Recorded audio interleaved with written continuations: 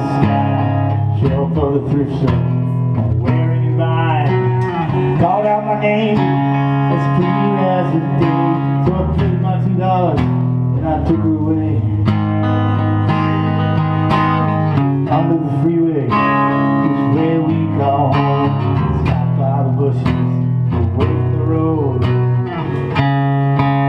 It's very lively these days after doing some time, just trying to play.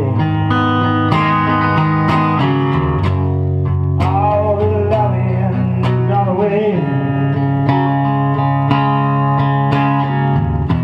In hopelessness, my heart is torn.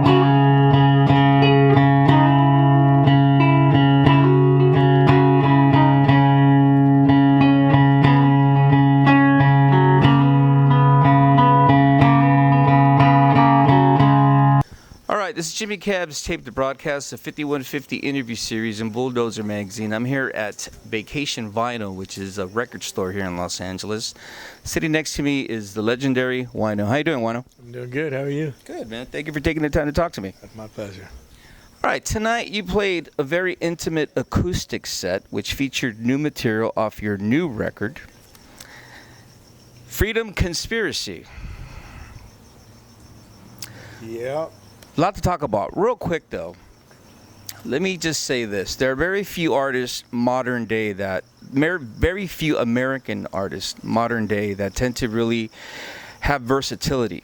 You're known predominantly for your heaviness and, of course, being the forefather of the heavy music genre. But you also are a very, very underrated lyricist. And you also have a outlaw American element, much like Waylon Jennings, Johnny Cash, with your guitar, Willie Nelson. As a matter of fact, when I think of modern day outlaws, I think of you, Steve Von Till, and of course Scott Kelly. When you're playing acoustically, how do you feel? Do you feel vulnerable? Do you feel as if you're purging? Because there's such an intimacy with your songs. Well, just recently, I got the opportunity to warm up Zach Wild's Black Label Society playing acoustic. My booking agent and me, we thought that Unblackened meant acoustic. So I think that's kind of why he pitched me on it. But it turns out it wasn't acoustic. It was all electric. And I must say, playing to 2,000 people acoustic in front of Zach Wild's electric band was pretty daunting. The crowds were pretty stiff. But I realized. The dudes were totally cool. Everybody was totally cool, treated us good. But I realized right away that, I had to up my game a little bit, man. Since I got a little bit of money in my pocket, I tooled up, got some stuff on the floor, and, started talking a little bit more shit, got a little bit rowdier, But, my secret weapon, for playing acoustic guitar is I got a fuzz, man, if I need it. That's my secret weapon for emergencies.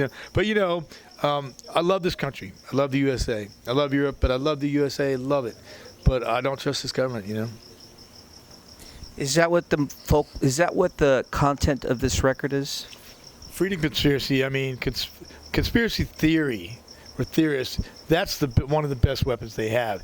Painting you as a crackpot because basically everything that's going on is right in your face. And man, we're enjoying this right now. We had a really good time, a free show, and a cool record store, good people. But man, we might not be able to do this very much longer.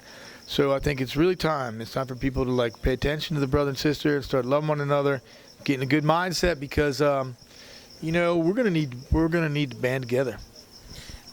This is an interesting subject because especially now, 2015, where you figure we're dealing with technology, I find it disturbing that we're also dealing with people being detached. Like tonight, there was a gathering of people that came and they all bonded with your music. But even during that set, people are just magnified to this device. And it's funny that when we talk about conspiracies, it's really not that far off because a lot of the stuff that was discussed and predicted 20, 25 years ago is happening now. That's right. And that's why I say the conspiracy theory or a conspiracy theorist, that's a tool. Those are the two best words they have to paint you as a crackpot. You know what I mean? It's like, what that says to me is when somebody says, "Oh, a conspiracy theorist," that's degrading. What they're saying is that you're crazy. You know what I mean? That doesn't hold any water. Now that's a good weapon that they have, and I think that that's why the Bulldogs of the NWO or whatever are calling people truthers. They're going after truthers. Hey man, they're going after truthers. If they're calling somebody a truther, that means they're telling the truth. So what is it about, persecuting people that tell the truth? Because everybody in the fucking powers that be are lying? Yeah, you know it. All right. So does this album, is this your way of trying to reawaken and, I guess, educate your audience? Well, I'll tell you what. I mean, I've been singing about stuff like this for like a long, long time. But this record, Freedom Conspiracy, if you don't mind me holding it, basically, this record was going to come out, but I didn't think it was ready. It wasn't. I didn't think we didn't have enough songs on it that I didn't think it stood up to Heavy Kingdom, the first one that me and Connie did. So we agreed to take a little break and bring a few more songs to the table.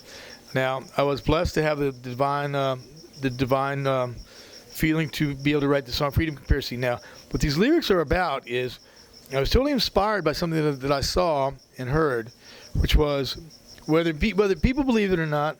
Where do you get your news from? You get your news from either magazine, internet, book, or whatever it might be. But if you're watching YouTube or something like that, videos, you got to pretty much use your gut. You can pretty much tell. When somebody's getting beheaded, you can usually tell whether it's real or not. Absolutely. Or, something like that. Well, anyways, there was a transmission that broke in. It shut down a bunch of radio stations on the UK, TV stuff, and they broke in, and basically it was, for lack of a better term, an alien transmission from a benevolent organization. And basically what he said was, hey man, the conflict is over. You humans, you need to put aside your differences, and you need to wake up, because really something, you're getting ready to fall big time.